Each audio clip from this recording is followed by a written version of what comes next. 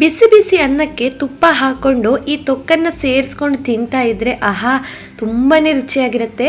ನಮಸ್ಕಾರ ಎಲ್ರಿಗೂ, welcome back. ಇವತ್ತು ತುಂಬಾ ರುಚಿಯಾದ ಕೊತ್ತಂಬರಿ ಸೊಪ್ಪಿನ ತೊಕ್ಕನ್ನು ಮಾಡೋಣ. ಇದನ್ನು ಮಾಡೋದಕ್ಕೆ ನಾನಿಲ್ಲಿ ಒಂದು 1/4 ಸ್ಪೂನ್ ಆಗುವಷ್ಟು ಮೆಂತೆ, 1.5 ಚಮಚ ಆಗುವಷ್ಟು ಜೀರಿಗೆ, 1 ಚಮಚ ಆಗುವಷ್ಟು ಸಾಸಿವೆ, ಆಮೇಲೆ 4 ಚಮಚ ಆಗುವಷ್ಟು ತೆಂಗಿನ ಎಣ್ಣೆ, ಖಾರ ನೋಡಿಕೊಂಡು ಮೆಣಸಿನ್ಕಾಯಿ ತಗೊಂಡಿದ್ದೇನೆ. ಇನ್ನು ಒಗ್ಗರಣೆಗೆ ನಾನಿಲ್ಲಿ ಬೆಳ್ಳುಳ್ಳಿ, ಇಂಗು, ಕರಿಬೇವಿನ ಸೊಪ್ಪು, ಆಮೇಲೆ ಸಾಸಿವೆ, ಕಡಲೆಬೇಳೆ, ಒಣಮೆಣಸಿನ್ಕಾಯಿ ತಗೊಂಡಿದ್ದೇನೆ. ರುಚಿಗೆ ಎಷ್ಟು ಬೇಕೋ ಅಷ್ಟು ನೋಡಿಕೊಂಡು ಉಪ್ಪನ್ನು ತಗೊಂಡಿದ್ದೇನೆ.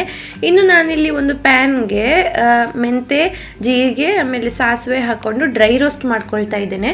ಇದನ್ನು ಆದಷ್ಟು ಸಣ್ಣ ಉರಿಯಲ್ಲಿ ಮಾಡ್ಕೊಳ್ಬೇಕು, ಈಗ ಸೀದೋಗ್ಬಿಡತ್ತೆ ಬೇಗ. ಇನ್ನು ನಾನು ಅದನ್ನು ಎತ್ತಿಟ್ಕೊಂಡು ತಗೊಂಡಿರೋ ಎಣ್ಣೆಯಲ್ಲಿ ಒಂದು ಅರ್ಧ ಭಾಗದಷ್ಟು ಎಣ್ಣೆನ ಹಾಕ್ಕೊಂಡು ಮೆಣಸಿನ್ಕಾಯನ್ನು ಸೇರಿಸ್ತಾ ಇದ್ದೇನೆ. ನೀವಿಲ್ಲಿ ಖಾರ ನೋಡಿಕೊಂಡು ಎಷ್ಟು ಬೇಕೋ ಅಷ್ಟು ಮೆಣಸಿನ್ಕಾಯಿನ ತಗೊಳ್ಬೋದು. ನಾನಿಲ್ಲಿ ಖಾರಕ್ಕೆ ಉಂಡೆ ಮೆಣಸಿನ್ಕಾಯಿ ತಗೊಂಡಿದ್ದೇನೆ. ಗುಂಟೂರು ಮೆಣಸಿನ್ಕಾಯಿ ಬೇಕಾದರೂ ಯೂಸ್ ಮಾಡ್ಕೊಳ್ಬೋದು.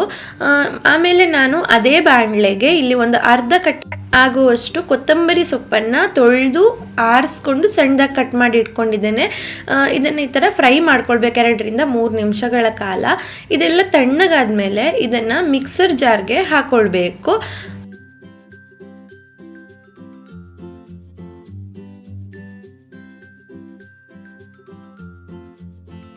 ಆಮೇಲೆ ನಾನಿಲ್ಲಿ ಒಂದು ದೊಡ್ಡ ಲಿಂಬೆ ಹಣ್ಣಿನ ಗಾತ್ರದಷ್ಟು ಹುಣಸೆ ಹಣ್ಣನ್ನು ತಗೊಂಡು ರುಚಿಗೆ ಎಷ್ಟು ಬೇಕೋ ಅಷ್ಟು ಉಪ್ಪನ್ನು ಹಾಕ್ಕೊಳ್ತಾ ಇದ್ದೇನೆ. ಇದನ್ನು ನಾವು ಸ್ವಲ್ಪನೇ ನೀರು ಹಾಕ್ಕೊಂಡು ಗ್ರೈಂಡ್ ಮಾಡ್ಕೊಳ್ಬೇಕು. ಒಂದು 2 3 ಚಮಚ ನೀರು ಹಾಕ್ಕೊಂಡ್ರೆ ಈ ಥರ ಪೇಸ್ಟ್ ಥರ ಆಗಿಬಿಡುತ್ತೆ. ಇನ್ನು ನಾನು ಒಗ್ಗರಣೆ ಮಾಡ್ಕೊಳ್ತಾ ಇದ್ದೇನೆ. ಇದಕ್ಕೆ ನಾವು ಆವಾಗಲೇ ಉಳಿಸ್ಕೊಂಡಿರೋ ಅಂಥ ಎಣ್ಣೆನ ಹಾಕ್ಕೊಂಡೆ ಬೆಳ್ಳುಳ್ಳಿನ ಸೇರಿಸ್ಕೊಳ್ತಾ ಇದ್ದೇನೆ. ಬೆಳ್ಳುಳ್ಳಿ ಒಂದು ಕೆಂಪು ಬಣ್ಣಕ್ಕೆ ಬರೋ ತನಕ ಚೆನ್ನಾಗಿ ಫ್ರೈ ಮಾಡ್ಕೊಳ್ಬೇಕು. ಅದಾದಮೇಲೆ ನಾನಿಲ್ಲಿ ಕಡಲೆಬೇಳೆ, ಸಾಸಿವೆ, ಕರಿಬೇವಿನ ಸೊಪ್ಪು, ಒಣಮೆಣಸಿನ್ಕಾಯಿನೂ ಹಾಕ್ಕೊಂಡು ಚೆನ್ನಾಗಿ ಫ್ರೈ ಮಾಡ್ಕೊಳ್ತಾ ಇದ್ದೇನೆ. ಇದು ಕೆಂಪು ಬಣ್ಣಕ್ಕೆ ತಿರುಗಬೇಕು, ಅಲ್ಲಿ ತನಕ ಚೆನ್ನಾಗಿ ಫ್ರೈ ಮಾಡ್ಕೊಳ್ಬೇಕು ಇದನ್ನು.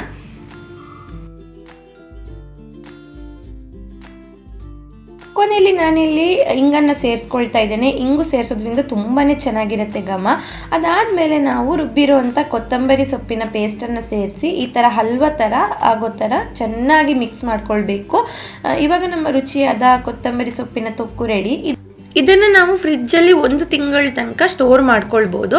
ಈ ಬಿಸಿ ಬಿಸಿ ಅನ್ನಕ್ಕೆ ಈ ತೊಕ್ಕನ್ನು ಸೇರಿಸ್ಕೊಂಡು ತಿಂತಾ ಇದ್ದರೆ ತುಂಬಾ ರುಚಿಯಾಗಿರುತ್ತೆ. ಖಂಡಿತವಾಗ್ಲೂ ಒಂದ್ಸತಿ ಟ್ರೈ ಮಾಡಿ. ಈ ರೆಸಿಪಿ ಇಷ್ಟ ಆಗಿದ್ದಲ್ಲಿ ಲೈಕ್, ಶೇರ್, ಕಮೆಂಟ್ ಮಾಡಿ.